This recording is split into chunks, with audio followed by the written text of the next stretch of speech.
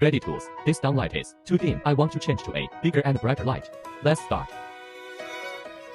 Ready tools. It's important to turn off the power. Make sure the light bulb is off. Unplug the newly plugged light cord. Like this will do. You need to buy a lamp that can adjust the size of the opening. I chose this lamp from YONO.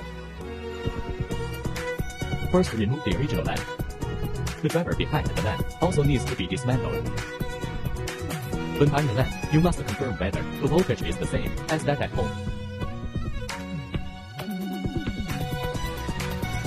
After connecting the wires, wrap them with electrical tape.